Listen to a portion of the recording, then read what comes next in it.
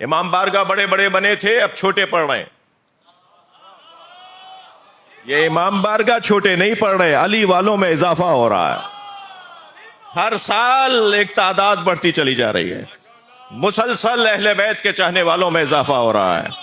یہ در حقیقت وہی بشارت ہے جو اللہ نے دی ہے، سَيُجْزَوْنَ مَا كَانُوا يَعْمَلُونَ. سب اسی دروازے پر آئیں گے. حجاج ابن یوسف دربار لگائے بیٹھا ہے، قاری قرآن بھی تھا، حافظ قرآن بھی تھا. الحمدللہ ہمارے حافظان قرآن کی تعداد میں روز بروز اضافہ ہے.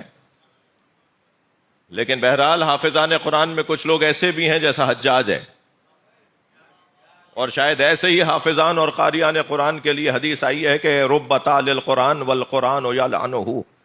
کتنے ہی قاریان قرآن ہیں جس پہ خود قرآن لعنت کرتا ہے. حجاج ابن یوسف دربار سجائے بیٹھا ہے اور کہتا ہے کہ ایک آیت نے میری کمر توڑ دی، مجھے یہ آیت سمجھ میں نہیں آتی.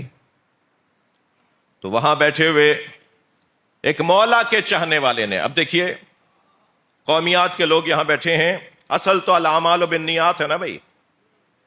یعنی شبر بھائی اگر کسی میٹنگ میں جا رہے ہیں، مہدی بھائی اگر کسی میٹنگ میں جا رہے ہیں، مولانا حیدر عباس آبدی صاحب قبلہ تشریف فرما ہیں، تو فوراً تو یہ تہمت نہیں لگے گی کہ اس میٹنگ میں کیوں چلے گئے، وہاں نہیں جانا چاہیے. اول تو کیوں نہیں جانا چاہیے؟ ہم انبیاء اور ائمہ کے ماننے والے ہیں. ہر مشکل میدان میں اترو اور علی کی طرح اترو، علی کی سیرت کے مطابق اترو، اہل بیت کی سیرت کے مطابق اترو، علی مولا کی مرضی کے مطابق اترو. کیوں میدان چھوڑ دیں بھائی، کیوں میدان خالی چھوڑ دیں؟ اب ہر شخص کا اپنے آپ کو، اپنے مولا کو اپنا جواب دینا ہے. خود ہر شخص اپنے اوپر جج ہے، ہر شخص اپنے اوپر قاضی ہے، کوئی کسی اور کے اوپر قضاوت نہیں کرے گا. اور وہاں جا کے اگر حق اور سچ کی بات ہو جائے تو کیا ہی بات ہے. تو حجاج ابن یوسف کے دربار میں بیٹھے ہیں حضرت ابن حوشب رضی اللہ تعالی عنہ. کون ہے؟ معصوم امام کے شیعوں میں سے، علی ابن یقطین جیسے شیعوں میں سے، جی حضرت ابو ذر غفاری جیسے شیعوں میں سے.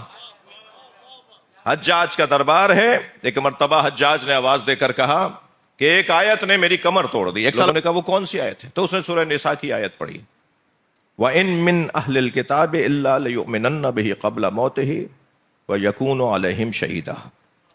کوئی اہل کتاب ایمان لائے بغیر دنیا سے نہیں جائے گا اور اس کے مومن ہونے پر گواہی دی جائے گی. یوم القیامہ قیامت کے دن اس کے مومن ہونے پر گواہی دی جائے گی. کہنے لگا یہ آیت مجھے تھکا رہی ہے. اس کا جملہ یہ آیت مجھے تھکا رہی ہے. روزانہ میں یہودیوں اور عیسائیوں کو مرتے ہوئے دیکھ رہا ہوں مگر یہ مومن ہوئے بغیر مر رہے ہیں. یعنی یہودی مر رہا ہے، عیسائی مر رہا ہے، یہ مومن ہوئے بغیر مر رہا ہے. اور قرآن یہ کہہ رہا ہے کہ کوئی اہل کتاب نہیں ہے مگر یہ کہ وہ مومن ہوئے بغیر نہیں مرے گا، مومن ہو کر مرے گا. تو اب میں نے یہ طے کر لیا ہے کہ میں اپنے ہاتھ سے ان کی گردنیں کاٹ دیتا ہوں، میں خود ہی انہیں مار دیتا ہوں، اس لیے کہ یہ تو مومن ہو نہیں رہے. تو حضرت ابن حوشب رضوان اللہ تعالی علیہ کی آواز آئی، امیر جان کی امان ہو تو کچھ کہوں. میرے عزیزوں، میرے بچوں، جوانوں، ملت کے خدمت گزاروں پہ جلدی تہمت لگانے والوں، ائمہ اہل بیت کی سیرت کو پڑھو تاکہ تم ان ملت کی خدمت کرنے والوں کو کسی کا اعلی کار نہیں، خدمت گزار مانو. اب ابن حوشب جیسا مولا کا صحابی حجاج کے دربار میں بیٹھا ہے. آج کا 2 گز کا لڑکا ہوتا تو کہتا کہ یہ بھی جا کر باغی ہو گیا، یہ بھی ایجنسیوں کے حوالے ہو گیا.